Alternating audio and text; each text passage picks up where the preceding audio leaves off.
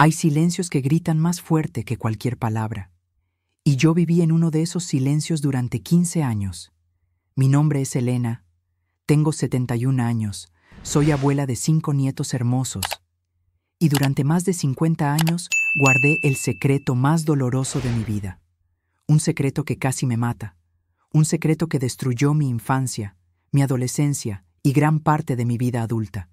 Un secreto sobre mi padre y sobre mi madre. Porque verás, querida, cuando era niña, mi padre abusaba de mí, y mi madre lo sabía, lo veía, y no hacía nada para detenerlo. Durante años pensé que era normal, que todas las niñas pasaban por lo mismo, que era parte de crecer en una familia. Porque cuando tienes 7 años y los únicos adultos en tu mundo te dicen que algo está bien, tu mente de niña no tiene otra opción que creerles. Pero había algo aún peor que el abuso de mi padre. Era la mirada de mi madre. Esa mirada fría, distante, llena de resentimiento, como si yo fuera la culpable, como si yo hubiera seducido a mi propio padre, como si yo fuera la responsable de destruir su matrimonio. Y durante 15 años, desde los 7 hasta los 22 años, viví en ese infierno, un infierno donde mi padre me lastimaba por las noches y mi madre me castigaba por las mañanas. Un infierno donde no había adultos que me protegieran. Un infierno donde yo era la víctima y la culpable al mismo tiempo. Hasta que un día tomé la decisión más difícil y más valiente de mi vida. Decidí rebelarme, decidí luchar, decidí que prefería morir antes que seguir viviendo en esa casa. Y lo que pasó después cambió no solo mi vida, sino la vida de muchas otras mujeres. Porque mi historia no terminó cuando escapé de esa casa. Mi historia apenas comenzó, porque después de huir descubrí algo que me heló la sangre. Descubrí que yo no era la única, que mi padre tenía otras víctimas, y que mi madre no solo sabía sobre mí, sino que conocía a todas las demás. Y las había estado entregando a mi padre durante años. Hoy, a los 71 años, después de una vida llena de terapia, sanación y amor, después de criar a mis propios hijos en un hogar seguro, después de proteger a mis nietos con mi vida, finalmente puedo contarte esta historia, no para darte lástima, sino para darte fuerza, porque si yo pude sobrevivir a eso, si yo pude encontrar la felicidad después de tanto dolor, si yo pude convertir mi trauma en propósito, tú también puedes, cualquiera que sea tu dolor. Cualquiera que sea tu secreto, cualquiera que sea tu infierno, siempre hay una salida, siempre hay esperanza, siempre hay una manera de recuperar tu poder. Si esta historia te está llegando al corazón, si sientes que necesitas escuchar un testimonio de supervivencia real, dale like a este video y suscríbete al canal, porque vas a necesitar fuerza para lo que viene, porque lo que te voy a contar sobre mi infancia, sobre lo que mi padre me hacía y sobre cómo mi madre se convirtió en su cómplice, va a cambiar tu perspectiva sobre la familia para siempre, pero también te va a mostrar que hasta en la oscuridad más profunda, siempre hay una luz al final del túnel. Ahora te voy a contar cómo empezó todo. Era 1960 cuando todo comenzó. Yo tenía 7 años y vivíamos en un pueblo pequeño de Michoacán. Una de esas comunidades donde todos se conocen, donde las familias van a misa los domingos, donde los secretos se susurran, pero nunca se denuncian. Mi padre, Aurelio, era respetado en el pueblo, trabajaba como maestro en la escuela primaria. Era el hombre al que todos los padres confiaban sus hijos, el hombre que enseñaba valores y moral, el hombre que todos creían que era un ejemplo a seguir. Mi madre, Carmen, era ama de casa, callada, obediente, siempre con la mirada baja. Una mujer que nunca cuestionaba. Una mujer que había aprendido desde niña que su papel era obedecer a su esposo, sin importar lo que él hiciera, sin importar lo que él decidiera. Éramos una familia perfecta a los ojos del pueblo. Los Mendoza, la familia del maestro respetado y su esposa devota, con sus 3 hijos, Elena, yo, Miguel de 9 años y Carlos de 5. Vivíamos en una casa de adobe en el centro del pueblo, con un patio grande donde mi madre criaba gallinas, con un huerto donde cultivábamos verduras, con una sala donde recibíamos las visitas de los domingos. Todo parecía normal, todo parecía perfecto, pero las apariencias mienten, querida. Y en nuestra casa, las noches eran muy diferentes a los días. Durante el día, mi padre era el maestro ejemplar. Se levantaba temprano, desayunaba con nosotros, nos daba bendiciones. «Que Dios los bendiga, mis hijos», decía cada mañana. Nos mandaba a la escuela con besos en la frente. Regresaba para comer con una sonrisa. Hablaba con mi madre sobre los estudiantes, sobre el pueblo, sobre los planes familiares. Por las tardes, ayudaba a Miguel con sus tareas. Jugaba fútbol con Carlos en el patio. A mí me pedía que le leyera versículos de la Biblia. «Elena es la más inteligente», le decía a mi madre. «Va a ser maestra como su papá. Tiene un futuro brillante». Los vecinos nos veían y comentaban: «¡Qué familia tan unida! ¡Qué suerte tiene Carmen de tener un esposo tan bueno! Esos niños van a salir adelante con ese padre». Pero cuando caía la noche, todo cambiaba. Mi padre se transformaba en alguien completamente diferente. Sus ojos se volvían oscuros, su voz se volvía ronca, sus manos se volvían diferentes. Al principio pensé que era normal, que todos los papás hacían lo mismo con sus hijas, porque mi padre me decía que era algo especial. «Esto es porque eres mi niña favorita», me susurraba. «Esto es nuestro secreto especial. Las niñas buenas hacen esto con sus papás. Si se lo cuentas a alguien, van a pensar que eres mala». Y yo le creía, con toda mi alma de niña inocente. Le creía porque era mi papá, porque se suponía que los papás no mienten, porque se suponía que los papás siempre protegen a sus hijas. Pero había algo que me confundía: mi madre, porque mi madre sabía. Yo me di cuenta cuando tenía 8 años. Una noche, mi padre había venido a mi cuarto como siempre. Cuando terminó y se fue, vi una sombra en la puerta. Era mi madre, parada ahí, mirando. Nuestros ojos se encontraron por un segundo, y en lugar de correr hacia mí, en lugar de preguntarme si estaba bien, en lugar de protegerme, simplemente se dio la vuelta y se fue, como si no hubiera visto nada, como si no hubiera pasado nada, como si yo no existiera. Esa noche entendí algo que mi mente de 8 años no debería haber entendido nunca.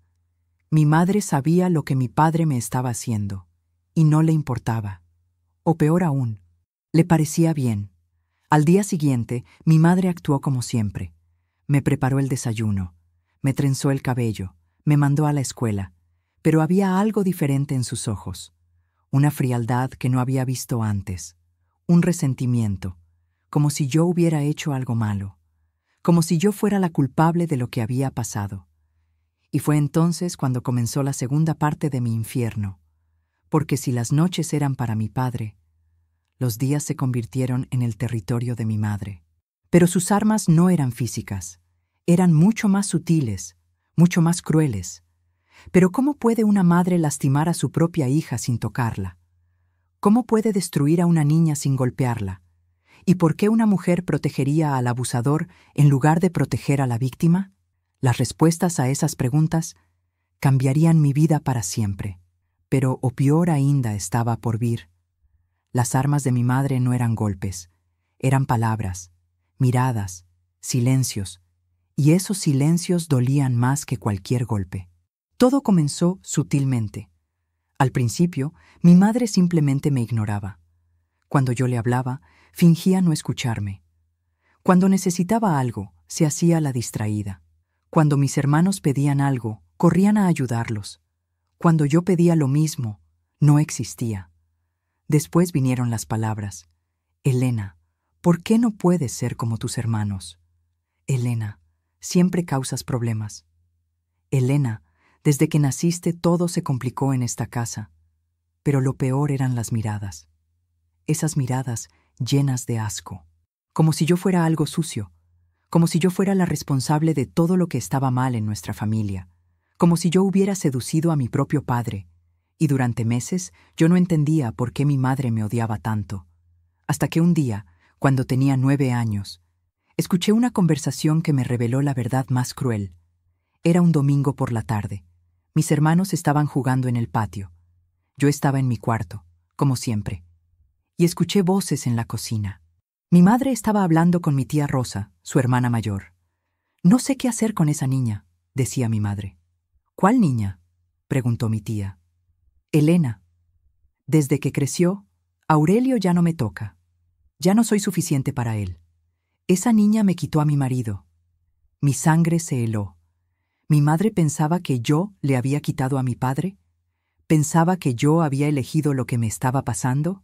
Carmen», le dijo mi tía, «Elena es una niña, solo tiene 9 años».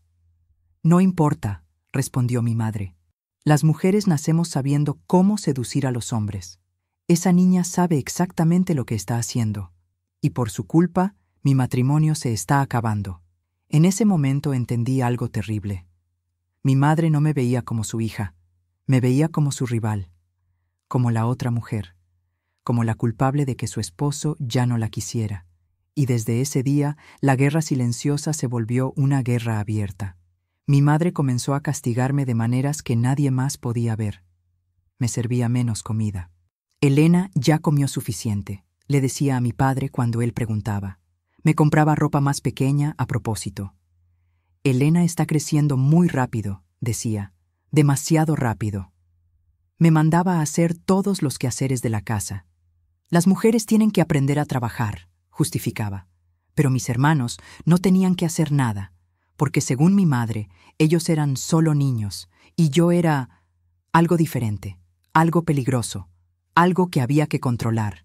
Lo peor era durante las comidas familiares. Mi padre, mis hermanos y mi madre conversaban y reían. Yo comía en silencio. Si intentaba hablar, mi madre me interrumpía. Los niños no hablan cuando los adultos están conversando. Pero mis hermanos sí podían hablar. Solo yo tenía que estar callada. Solo yo tenía que ser invisible. Hasta que un día, cuando tenía 10 años, ocurrió algo que cambió todo. Mi hermano Carlos se enfermó. Tenía fiebre muy alta y mi madre estaba desesperada. No había doctor en el pueblo y el más cercano estaba a 2 horas de camino. Mi padre había ido a buscarlo, pero no regresaba. Carlos deliraba por la fiebre. Miguel lloraba de miedo. Y mi madre no sabía qué hacer. Yo recordé algo que había aprendido en la escuela, sobre compresas de agua fría para bajar la fiebre. «Mamá», le dije, «podemos ponerle trapos mojados en la frente». «Cállate», me gritó, «tú no sabes nada». Pero en la escuela nos enseñaron que te calles, me golpeó. Por primera vez en mi vida, mi madre me golpeó. Delante de mis hermanos, delante de Carlos, que se estaba muriendo de fiebre. «Tú tienes la culpa de todo», me gritó. «Si no fueras tan... No pudo terminar la frase, pero yo sabía lo que quería decir. En su mente retorcida, yo tenía la culpa de que Carlos estuviera enfermo. Yo tenía la culpa de todo lo malo que pasaba en nuestra casa. Yo era el problema. Siempre yo. Esa noche, mientras Carlos luchaba contra la fiebre, mientras mi madre rezaba y lloraba, mientras Miguel temblaba de miedo, yo tomé una decisión. Una decisión que una niña de 10 años nunca debería tomar. Decidí que si yo era el problema, si mi existencia causaba tanto dolor a mi familia, entonces tal vez era mejor que yo no existiera. Esa noche planeé mi primer intento de escape, no de la casa, sino de la vida. Si lo que te estoy contando te está removiendo algo por dentro, si reconoces estas dinámicas en tu propia familia, si alguna vez has sentido que eres el problema en tu hogar, comenta abajo. Cuéntame tu historia, porque no estás sola. Dale like si quieres saber cómo sobreviví a esa noche y cómo ese momento de desesperación se convirtió en el inicio de mi liberación. Porque a veces, cuando tocamos fondo, es cuando finalmente encontramos la fuerza para empezar a subir. Y es aquí que todo muda. Esa noche, cuando todos durmieron, cuando Carlos finalmente bajó la fiebre, cuando la casa se quedó en silencio, caminé hasta la cocina. Tenía 10 años y un plan simple en mi mente de niña desesperada. Si yo era el problema de la familia, si mi madre me odiaba, Si mi padre me lastimaba, entonces la solución era desaparecer, para siempre. Tomé el cuchillo más grande que encontré, me senté en el suelo de la cocina y lloré. Lloré por primera vez en años, porque hasta ese momento había aprendido que llorar solo empeoraba las cosas. Pero esa noche, sola en la oscuridad, finalmente me permití sentir todo el dolor que había estado guardando. El dolor de no ser amada por mi madre. El dolor de ser lastimada por mi padre. El dolor de no tener a nadie en el mundo que me protegiera. El dolor de ser una niña de 10 años que se sentía completamente sola.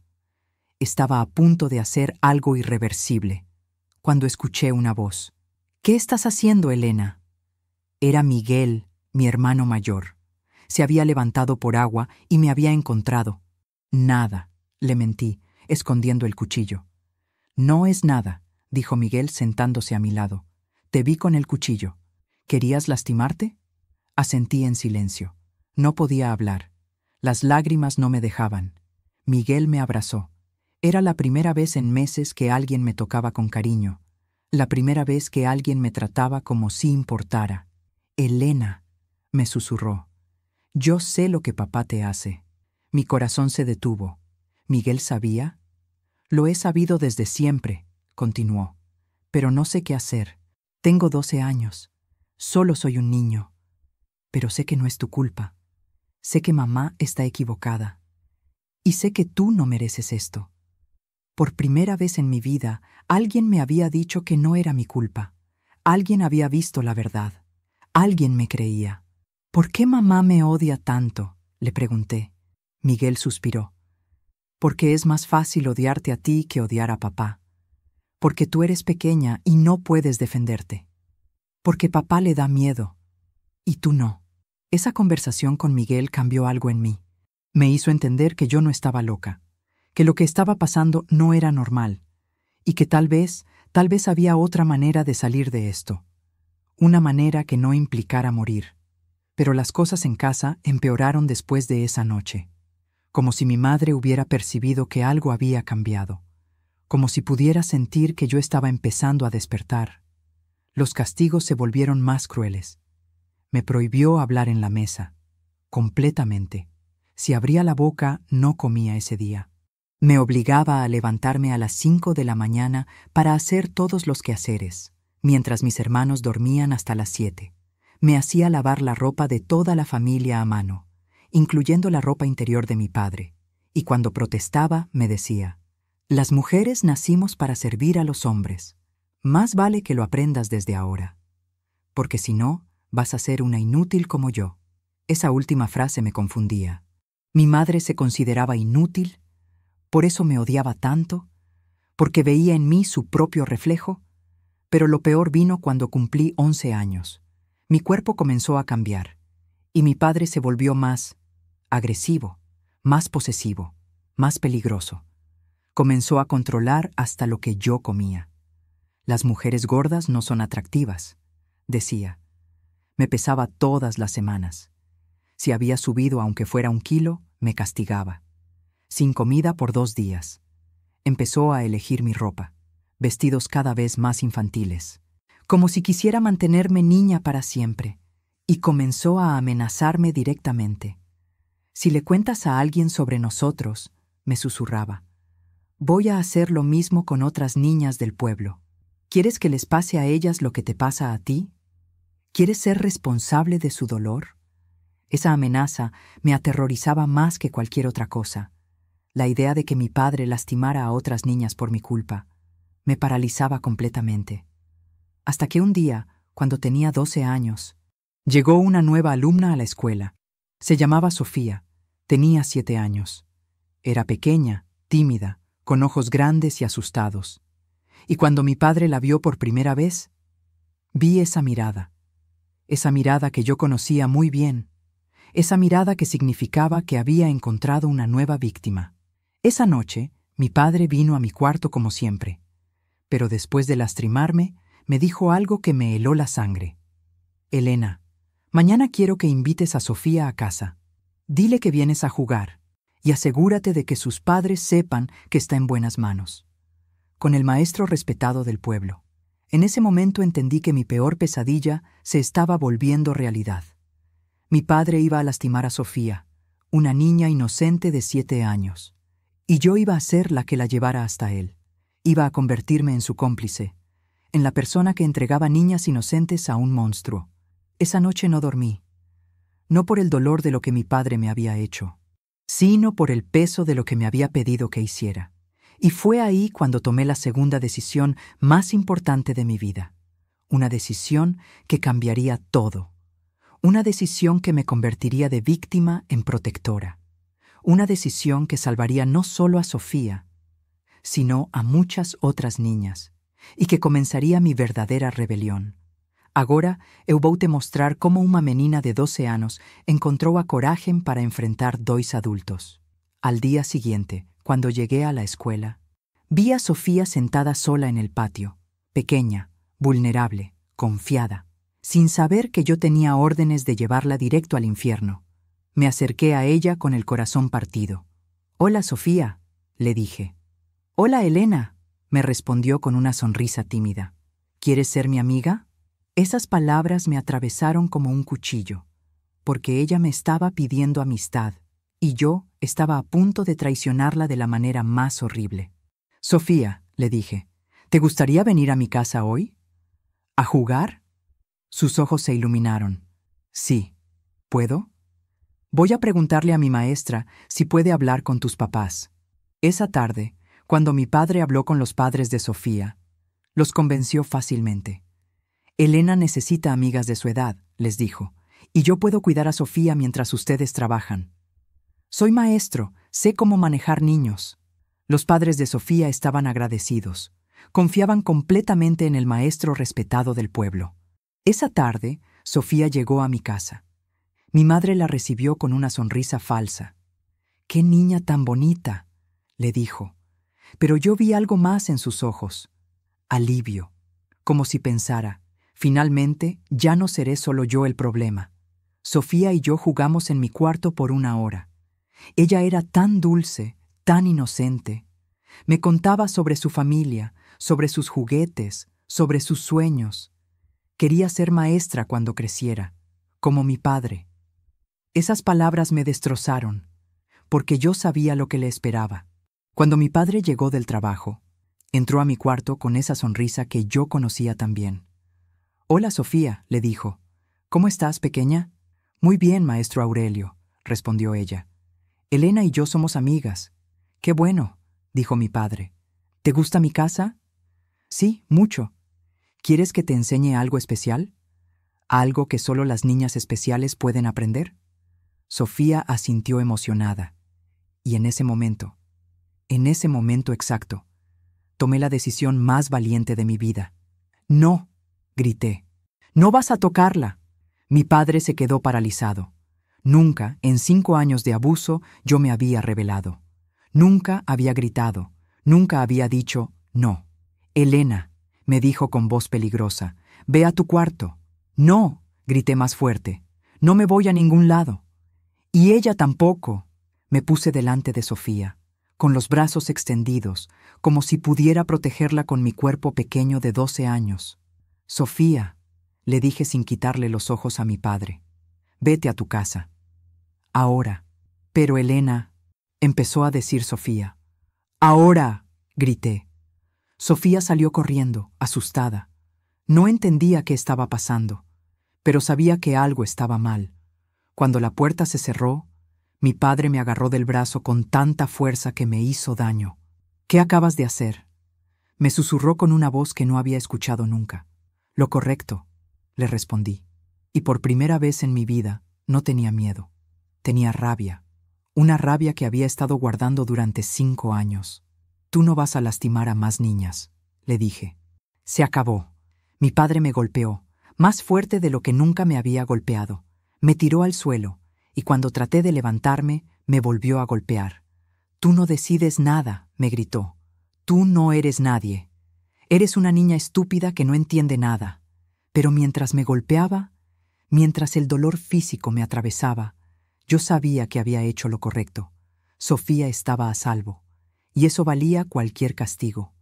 Mi madre apareció en la puerta, vio a mi padre golpeándome, vio la sangre en mi cara, vio mi labio partido, y no hizo nada, solo dijo: Aurelio, los vecinos van a escuchar. No, para de lastimar a mi hija. No, ¿qué está pasando? Solo los vecinos van a escuchar. Porque para mi madre el problema no era que me estuvieran golpeando. El problema era que alguien más lo pudiera saber. Esa noche, después de la golpiza, después de que mis padres se fueron a dormir, Miguel vino a mi cuarto. Me limpió las heridas, me puso hielo en los moretones y me dijo algo que cambió mi vida. Elena, ya no puedes seguir viviendo así. Tienes que denunciarlos. Pero Miguel, le dije, ¿quién me va a creer? Todo el pueblo respeta a papá, y mamá siempre va a estar de su lado. Nadie le va a creer a una niña de 12 años. Miguel me miró a los ojos. Entonces no se lo vamos a decir solo a una persona. Se lo vamos a decir a todos, al mismo tiempo, de una manera que no puedan negarlo, de una manera que todo el pueblo se entere. ¿Cómo?, le pregunté, y Miguel me contó su plan. Un plan que era arriesgado, un plan que podía salir muy mal, pero un plan que, si funcionaba, nos liberaría para siempre. Y salvaría a todas las niñas del pueblo, porque resulta que Miguel había estado observando a mi padre, y había descubierto algo que ni siquiera yo sabía, algo que demostraría, sin lugar a dudas, que mi padre era un monstruo, y que mi madre era su cómplice, algo que cambiaría todo, para siempre. Ahora te voy a contar cómo 2 niños de 12 y 14 años lograron vencer a 2 adultos manipuladores. Miguel había estado observando a mi padre durante meses, con la mirada astuta de un niño de 14 años que sabe que algo está mal, y había descubierto algo que me dejó sin palabras. Elena, me susurró esa noche mientras curaba mis heridas. Papá tiene fotografías. ¿Qué tipo de fotografías?, pregunté, aunque mi estómago ya sabía la respuesta. De ti, dijo, y de otras niñas. El mundo se detuvo. ¿Otras niñas? Niñas del pueblo, niñas de su escuela.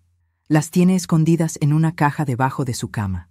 Fotos que ha estado tomando durante años. Fotos que no deberían existir.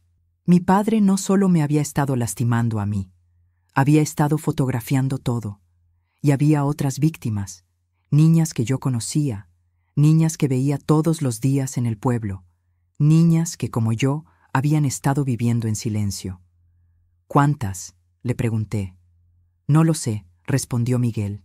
La caja está llena. Pero reconocí a María, la hija del panadero, a Luisa, la sobrina del alcalde, a Carmen, la hija de la señora que vende verduras, y a muchas más. En ese momento entendí algo terrible.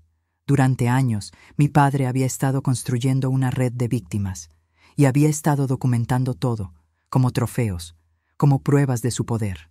Miguel, le dije, tenemos que conseguir esas fotografías. Son la prueba que necesitamos. Son la evidencia que nadie puede negar. Pero está debajo de su cama, me respondió. ¿Cómo vamos a...? Mañana es domingo, le dije. Papá siempre va a la cantina con sus amigos después de misa. Mamá va a visitar a la tía Rosa. Carlos estará jugando en la calle. Es nuestra oportunidad.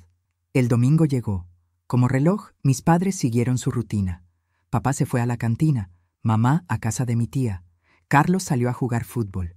Miguel y yo entramos al cuarto de mis padres. Mi corazón latía tan fuerte que pensé que se me iba a salir del pecho. Miguel se metió debajo de la cama. Después de unos minutos, salió con una caja de zapatos, una caja común y corriente, que contenía la evidencia más horrible del mundo. Cuando la abrimos, lo que vimos nos cambió para siempre. Había cientos de fotografías, de docenas de niñas, niñas de 6, 7, 8, 9, 10 años, todas en situaciones que no voy a describir, todas con la misma expresión de miedo en los ojos. La misma expresión que yo había tenido durante años. Entre todas esas fotografías encontré algo más. Un cuaderno, con nombres, fechas y detalles. Mi padre había estado llevando un registro de todo, como si fuera un trabajo, como si fuera algo de lo que estuviera orgulloso. Esto es suficiente, dijo Miguel con lágrimas en los ojos. Con esto van a creerle a cualquiera. Pero no se lo vamos a dar a la policía local, le dije. Son amigos de papá. Se lo vamos a dar a alguien que no pueda ser comprado. Se lo vamos a dar a todos. Al mismo tiempo. Nuestro plan era simple pero efectivo. El siguiente domingo era la fiesta del pueblo. Todo el mundo estaría en la plaza principal, incluyendo las autoridades de la ciudad vecina, incluyendo el periódico local, incluyendo las familias de todas las víctimas. Esperamos una semana en la que actuamos como si nada hubiera pasado. Una semana en la que mi padre siguió siendo el maestro respetado. Una semana en la que mi madre siguió ignorando la verdad. Una semana en la que las familias del pueblo siguieron confiando en el hombre que había destruido a sus hijas. El domingo de la fiesta llegó. La plaza estaba llena de gente. Había música, comida, risas. Mi padre estaba ahí, sonriendo, saludando a todos. El pilar de la comunidad. El hombre en quien todos confiaban. Miguel había hecho copias de las fotografías más importantes, y yo había copiado páginas del cuaderno. A las 3 de la tarde, cuando más gente había, cuando el alcalde estaba dando un discurso, Miguel y yo nos subimos al kiosco de la plaza. ¡Atención!, gritó Miguel. Todos necesitan escuchar esto. La gente se volteó hacia nosotros, confundida, curiosa. Mi hermana Elena tiene algo que decir, continuó Miguel. Algo que todos ustedes necesitan saber. Sobre el maestro Aurelio Mendoza. Sí, sobre nuestro padre. Vi a mi padre en la multitud. Su cara se había puesto blanca. Sus ojos me miraban con una mezcla de terror y rabia. Pero ya no me daba miedo. Ya no era la niña asustada de 7 años. Era una adolescente de 12 años que había encontrado su voz y que estaba lista para usarla. «¡Mi padre!», grité para que todo el pueblo pudiera escucharme. «El hombre que ustedes respetan. El hombre a quien ustedes confían sus hijos. Es un abusador. Ha estado lastimando a niñas del pueblo durante años. Y tengo las pruebas». El silencio que siguió fue ensordecedor. Nadie se movía. Nadie respiraba. Y entonces saqué las fotografías. Las levanté para que todos pudieran verlas. Esto es lo que el maestro Aurelio hace con las niñas de su escuela.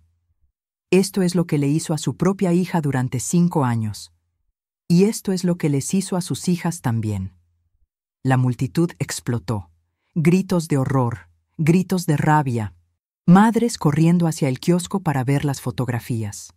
Padres tratando de llegar hasta mi padre. Autoridades empezando a entender la magnitud de lo que estaba revelando. Mi padre trató de correr, pero no llegó muy lejos. Los hombres del pueblo lo agarraron, lo rodearon, y por primera vez en su vida, mi padre experimentó lo que era el miedo. Si sientes que esta historia te está transformando por dentro, si reconoces que a veces los niños tienen que ser más valientes que los adultos, si crees que es importante alzar la voz contra la injusticia, suscríbete a este canal, porque historias como esta necesitan ser contadas, porque el silencio protege a los abusadores, porque la verdad, aunque duela, siempre libera. Pero aún falta lo más importante de esta historia: cómo logré reconstruir mi vida después de tanta destrucción, y cómo convertí mi dolor en propósito. Agora vou te mostrar cómo una menina quebrada se transformó en una mujer poderosa. Mi padre fue arrestado ese mismo día. Las autoridades de la ciudad vecina se hicieron cargo del caso, porque, como habíamos sospechado, la policía local tenía demasiados lazos con él. Pero el arresto fue solo el comienzo. Durante las siguientes semanas, más niñas se animaron a hablar. Más familias se dieron cuenta de que sus sospechas no habían sido paranoia. Más madres entendieron por qué sus hijas habían cambiado. Al final, fueron 23 niñas. 23 víctimas entre los 6 y los 12 años. 23 familias destruidas por el hombre que se suponía debía proteger a los niños del pueblo. Mi padre fue sentenciado a 40 años de prisión. Mi madre nunca fue arrestada, porque técnicamente no había cometido ningún crimen, pero el pueblo entero la repudió. Nadie le dirigía la palabra. Nadie le compraba en su puesto de verduras. Nadie la miraba a los ojos, porque todos sabían que ella había sido cómplice del silencio, que había protegido al monstruo en lugar de proteger a las víctimas. 6 meses después del juicio, mi madre desapareció del pueblo. Nunca supimos a dónde se fue. Nunca volvimos a saber de ella. Miguel, Carlos y yo nos quedamos solos. Pero no estuvimos realmente solos. El pueblo entero nos adoptó. Las familias que habían sido víctimas nos agradecían. Las familias que no habían sido víctimas nos admiraban, porque habíamos hecho lo que los adultos no habían podido hacer. Habíamos detenido a un monstruo. Yo fui a vivir con mi tía Rosa, la hermana de mi madre, que siempre había sospechado que algo estaba mal. Ella me dio algo que nunca había tenido: amor incondicional, protección real y la oportunidad de sanar. Los primeros años fueron muy difíciles. Tenía pesadillas constantes, ataques de pánico, miedo a los hombres, miedo a la intimidad, miedo a confiar. Pero mi tía Rosa nunca se dio por vencida conmigo. Me llevó a terapia. Me enseñó que el abuso no había sido mi culpa. Me mostró que mi valor no dependía de lo que otros me hubieran hecho. Y lentamente, muy lentamente, comencé a sanar. Estudié psicología en la universidad. Me especialicé en trauma infantil. Me casé con un hombre maravilloso que entiende mi historia y la respeta. Tuve 3 hijos hermosos que crecieron en un hogar seguro. Y dediqué mi vida profesional a ayudar a otros niños que habían pasado por lo mismo que yo. Durante los últimos 40 años, he trabajado como psicóloga especializada en abuso infantil. He ayudado a más de 500 familias. He entrenado a maestros para reconocer las señales de abuso. He dado conferencias en todo el país sobre prevención y sanación. Y he visto cómo el poder de alzar la voz puede cambiar vidas. Pero lo más importante que he aprendido es esto: los niños son más fuertes de lo que los adultos creen. Los niños pueden sobrevivir a cosas inimaginables. Los niños pueden sanar de traumas profundos. Y los niños pueden convertir su dolor en propósito, pero solo si los adultos que los rodean están dispuestos a escucharlos, a creerles, a protegerlos y a actuar cuando es necesario. Mi padre murió en prisión hace 5 años. Nunca mostró arrepentimiento, nunca pidió perdón, nunca reconoció el daño que había causado, pero su muerte no me causó tristeza, me causó paz, porque sabía que nunca más podría lastimar a ningún niño. De mi madre nunca volví a saber. Parte de mí espera que haya encontrado la manera de vivir con la culpa. Otra parte de mí sabe que probablemente nunca lo logró, porque es muy difícil vivir sabiendo que tuviste la oportunidad de proteger a niños inocentes. Y elegiste no hacerlo. Hoy, a los 71 años, rodeada de mis hijos y nietos, puedo decir que mi vida fue hermosa, no perfecta, no sin dolor, pero hermosa, porque aprendí que no somos definidos por lo que nos pasa. Somos definidos por lo que hacemos con lo que nos pasa. Y yo elegí usar mi dolor para proteger a otros. Elegí usar mi voz para dar voz a quienes no la tenían. Elegí usar mi historia para cambiar historias. Si tú estás viviendo una situación de abuso, si eres un niño que me está escuchando, si eres un adulto que sospecha que algo está mal, quiero que sepas esto. Nunca es demasiado tarde para hablar. Nunca es demasiado peligroso para buscar ayuda. Nunca es tu culpa lo que te están haciendo.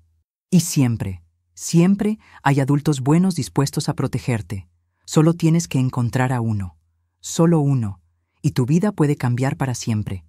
Si esta historia te ha impactado, si sientes que necesitas ser parte de un movimiento que protege a los niños, dale like a este video, suscríbete al canal y activa la campanita.